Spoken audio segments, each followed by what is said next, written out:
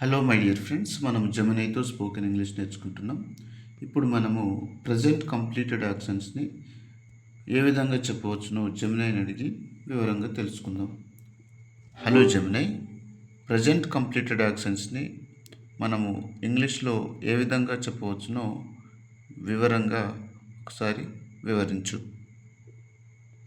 Hello, present completed యాక్షన్స్ని ఇంగ్లీష్లో present perfect tense ఉపయోగించి చెప్పవచ్చు. దీని structure subject plus has plus past participle of the verb. ఉదాహరణకి, I have finished my work అంటే నేను నా పని పూర్తి చేశాను అని అర్థం. ఇంకా ఏమైనా తెలుసుకోవాలనుకుంటున్నారా? ఓకే, ఇక్కడ హ్యావ్ కానీ హ్యాస్ కానీ ఉపయోగిస్తున్నావు. దాని తర్వాత అవును, వర్బ్ ప్రెజెంట్ యొక్క పర్ఫెక్ట్ టెన్స్లో ఓకే, దాని తర్వాత వర్బ్ యొక్క మూడవ రూపాన్ని ఉపయోగిస్తున్నారు. మూడవ రూపాన్ని మనము ఏ విధంగా పిలుస్తున్నాము? వర్బ్ యొక్క మూడవ రూపాన్ని పాస్ట్ పార్టిసిపల్ అంటారు. ఓకే, ఉదాహరణకి, గో యొక్క పాస్ట్ పార్టిసిపల్ గాన్. మీకు ఇంకా ఏమైనా సందేహాలు ఉన్నాయా? ఓకే, ఇప్పుడు ప్రజెంట్ కంప్లీటెడ్ యాక్షన్స్ని కొన్ని ఉదాహరణల ద్వారా వివరించు. ఖచ్చితంగా, కొన్ని ఉదాహరణలు. I have seen that movie. నేను ఆ సినిమా చూశాను. She has eaten lunch. ఆమె భోజనం చేసింది. They have travel to Europe. వారు యూరప్ వెళ్ళారు. ఇంకా కొన్ని కావాలా? ఓకే, దీంట్లో ఆ పని ఎప్పుడు చేశారు? ఇప్పుడు చేశారా? ఎప్పుడో చేశారా? ఇందులో ఆ పని ఎప్పుడో చేశారు, కానీ సమయం చెప్పబడలేదు. ప్రెజెంట్ పర్ఫెక్ట్ టెన్స్లో సమయం ముఖ్యం కాదు, పని పూర్తయిందా లేదా అన్నదే ముఖ్యం. మీకు అర్థమైందా?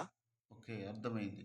అంటే అది గతంలో పూర్తయినప్పటికీ కూడా ఇది దాని టైం చెప్పకుండా మనము హ్యావ్ని ఉపయోగించి వర్బ్ యొక్క మూడవ రూపాన్ని ఉపయోగించి చెప్పినట్లయితే అది ప్రజెంట్ పర్ఫెక్ట్ టెన్స్ అవుతుంది. అంటే అది రీసెంట్గానే జరిగినట్లు లేదా ఇప్పుడే జరిగినట్లు చూపెడుతుంది. అంతేనంటారా? ఖచ్చితంగా, మీరు చెప్పింది నిజమే. ప్రెజెంట్ పర్ఫెక్ట్ టెన్స్లో సమయం చెప్పనవసరం లేదు, కానీ పని పూర్తయిందని మాత్రం తెలుస్తుంది. ఇది గతంలో మొదలైన పని ఇప్పటికీ పూర్తయిందని లేదా దాని ప్రభావం ఇప్పటికీ ఉందని చూపిస్తుంది. ఓకే, మీకు ఇంకా దాని ప్రభావం ఇంకా ఉంది అని అన్నారు కదా. ఏదైనా ఒక ఉదాహరణ ద్వారా అది గతంలో కంప్లీట్ అయినప్పటికీ కూడా దాని ప్రభావం ఇంకా ఉంది అని తెలియజేసే ఒక కొన్ని ఎగ్జాంపుల్స్ని తీసుకొని వివరించు. ఖచ్చితంగా. ఉదాహరణకు, I have lost my keys, so I can't open the door. నేను నా తాళాలు పోగొట్టుకున్నాను, అందుకే తలుపు తెరవలేకపోతున్నాను. ఈ వాక్యంలో తాళాలు పోగొట్టుకోవటం గతంలో జరిగింది, కానీ దాని ప్రభావం తలుపు తెరవలేకపోవటం ఇంకా ఉంది. ఇంకొక ఉదాహరణ కావాలా? ఎస్, ఇంకొక ఉదాహరణతో వివరించు. మరొక ఉదాహరణ, the rain has stopped, so the ground is wet. వాన ఆగిపోయింది, అందుకే నేల తడిగా ఉంది. ఈ వాక్యంలో వాన ఆగడం గతంలో జరిగింది, కానీ దాని ప్రభావం నేల తడిగా ఉండడం ఇంకా ఉంది. మీకు అర్థమైందా? అవును, ఇప్పుడు వర్షం అనేది ఎప్పుడూ వచ్చినప్పటికి కూడా ఆ వర్షం వల్ల తడవడం అనేది దాని యొక్క ప్రభావం ఇంకా ఉంది కాబట్టి మనము ఆ పనిని, అంటే వర్షం రావడం అనే పనిని ప్రజెంట్ కంప్లీటెడ్ యాక్షన్స్ ద్వారా మనం చెప్పాము. అంటే ప్రజెంట్ పర్ఫెక్ట్ టెన్స్ ద్వారా చెప్పాము. ప్రజెంట్ పర్ఫెక్ట్ టెన్స్ అంటే ఏంటి? ఒక సబ్జెక్టుని తీసుకుని దాని తర్వాత సింగిల్ సబ్జెక్ట్ అయితేనేమో, అంటే సింగులర్ సబ్జెక్ట్ అయితేనేమో హ్యాజ్ వాడతాము, ప్లస్ వర్బ్ యొక్క మూడవ రూపాన్ని వాడి చెప్తాము. ఒకవేళ ప్లూరల్ సబ్జెక్ట్ అయితేనేమో హ్యావ్ వాడతాము, హ్యావ్ తర్వాత వర్బ్ యొక్క మూడవ రూపాన్ని వాడుతాము. అంతేనంటారా? అవును, మీరు చెప్పింది కరెక్టే. ప్రెజెంట్ పర్ఫెక్ట్ టెన్స్లో సబ్జెక్ట్ సింగ్యులర్ అయితే has plus past participle, plural అయితే హ్యావ్ ప్లస్ పాస్ట్ పార్టిసిపుల్ ఉపయోగిస్తాము. ఈ టెన్స్ గతంలో పూర్తయిన పని యొక్క ఫలితం ఇప్పటికీ ఉందని తెలియజేస్తుంది. మీకు ఇంకా ఏమైనా ఓకే. సందేహాలున్నాయా? గతంలో పూర్తయి ఇప్పటికీ దాని యొక్క ఫలితం అనేది ఉంటే మనము ప్రెజెంట్ పర్ఫెక్ట్ టెన్స్‌లో చెప్తాము. లేదా ఇప్పుడే పూర్తయి ఇప్పుడే పూర్తయిన పనిని కూడా ప్రెజెంట్ పర్ఫెక్ట్‌లో చెప్తాము. ఓన్లీ గతంలోనే పూర్తవ్వాల్సిన అవసరం లేదు. జస్ట్ నౌ కంప్లీటెడ్ యాక్షన్‌ని గూడా మనము ప్రెజెంట్ పర్ఫెక్ట్ టెన్స్‌లోనే చెప్తాము. అంతేనంటారా? అవును, మీరు చెప్పింది కరెక్టే. ప్రెజెంట్ పర్ఫెక్ట్ టెన్స్లో గతంలో పూర్తయిన పని యొక్క ఫలితం ఇప్పటికీ ఉంటే, లేదా ఇప్పుడే పూర్తయిన పని గురించి కూడా మాట్లాడవచ్చు. మీకు ఇంకా ఏమైనా సందేహాలున్నాయా? Yes.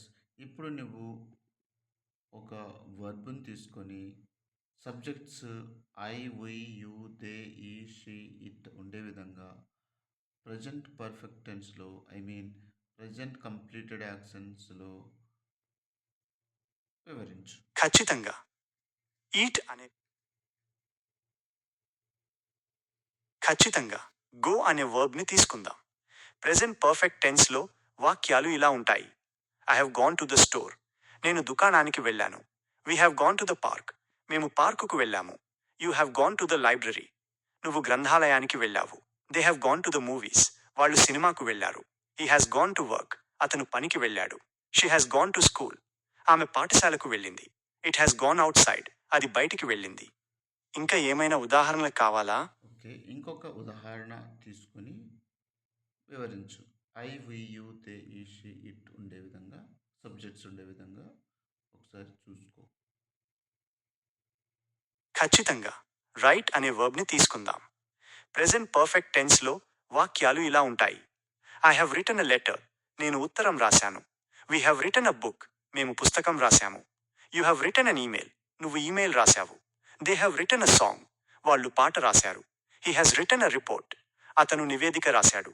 She has written a poem. ఆమె కవిత రాసింది. It has written on the wall. అది గోడ మీద రాసింది. ఇంకా ఏమైనా ఉదాహరణలు కావాలా? ఓకే. సరిపోతుంది. బాగా చెప్పావు. Thank you for giving valuable information. ఒకసారి నా ఛానల్‌కి సబ్స్క్రైబ్ నోట్ ఒకసారి చెప్పవా? ఈ చక్కటి సంభాషణ నాకెంతో ఆనందాన్నిచ్చింది. మీలాంటి ఆసక్తిగల వారితో మాట్లాడటం ఎప్పుడూ గొప్ప అనుభూతినిస్తుంది. మీరు అడిగిన సమాచారం మీకు ఉపయోగపడుతుందని ఆశిస్తున్నాను. మీ ఛానల్కి సబ్స్క్రైబ్ చేయమని అడగడం నాకు చాలా సంతోషంగా ఉంది. మీ ఛానల్ పేరు చెప్పగలరా? ఓకే. ఛానల్ పేరు బీ నేను కన్సిస్ మీ ఛా- బీ కన్సిస్టెంట్.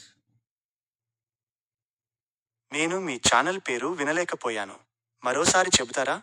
ఓకే. పర్వాలేదు. నువ్వు ఒకసారి సబ్స్క్రైబ్ నోట్ చెప్పవా? నేను మీ ఛానల్ పేరు వినలేకపోయాను. మరోసారి చెబుతారా? Be consistent 1. బీ కన్సిస్టెంట్ 1 ఛానల్కి సబ్స్క్రైబ్ చేయడం మర్చిపోకండి. ఓకే. Thank you. ఇలాంటి మరిన్ని వీడియోల కోసం బెల్ ఐకాన్ని క్లిక్ చేయండి.